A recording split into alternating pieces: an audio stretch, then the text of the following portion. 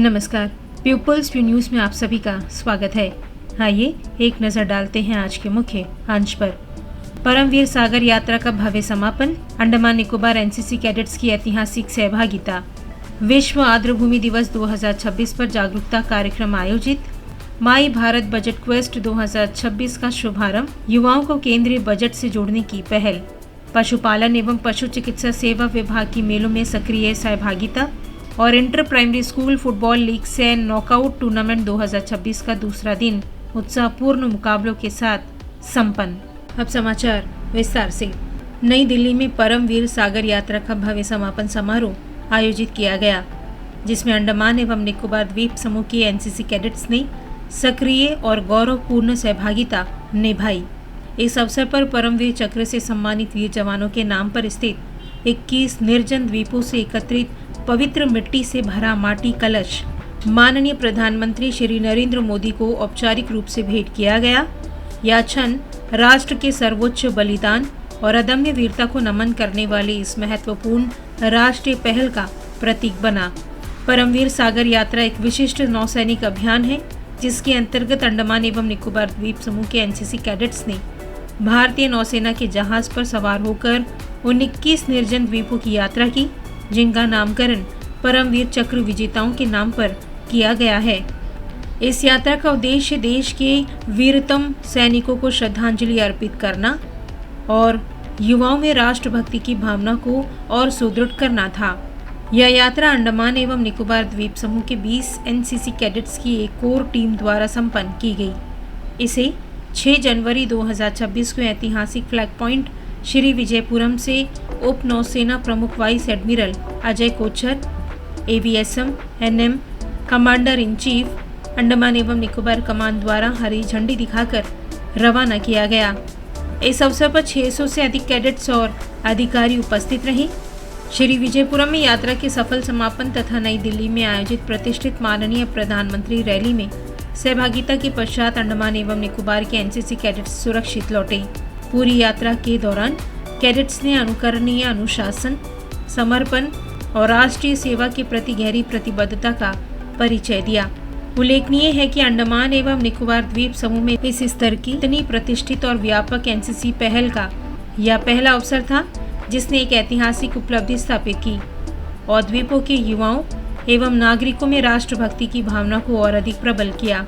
Lieutenant commander Riyaz Farooq, commanding officer 1 AN naval unit NCC ने unit staff के साथ मिलकर इस अभियान की सफलता में योगदान देने वाले सभी हितधारकों एवं अंडमान एवं निकोबार प्रशासन के सहयोग और समर्थन की सराहना की।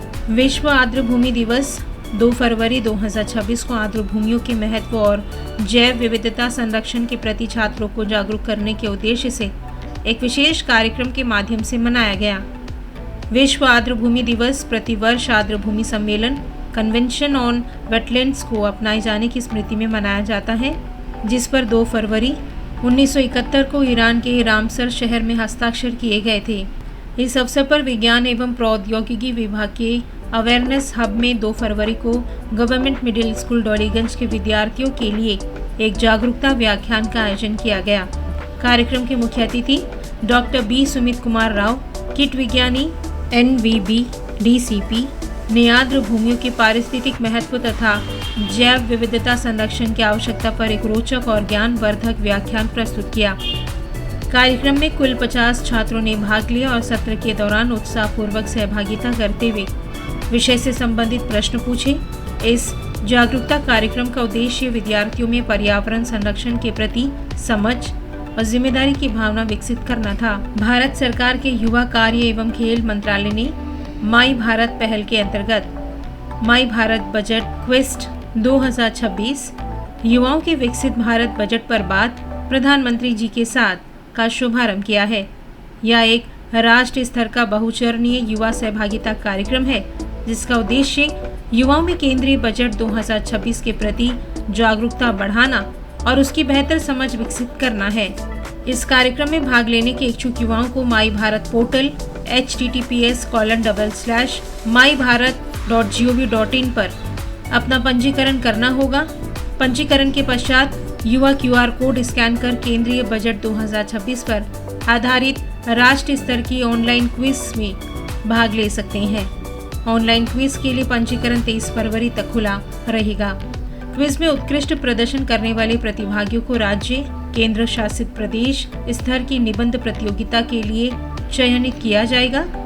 इस चरण में प्रतिभागियों को केंद्रीय बजट 2026 से संबंधित 8 चिन्हित विषयों में से किसी एक पर निबंध प्रस्तुत करना होगा। मूल्यांकन के बाद राज्य, केंद्र शासित प्रदेशवार मेरिट सूची घोषित की जाएगी। कार्यक्रम के अंतर्गत चयनित राज्य, केंद्र शासित प्रदेश विजेताओं को केंद्रीय बजट 2026 पर माननीय प्रधानमंत्री के साथ वर्चुअल संवाद का अवसर प्रदान किया जाएगा।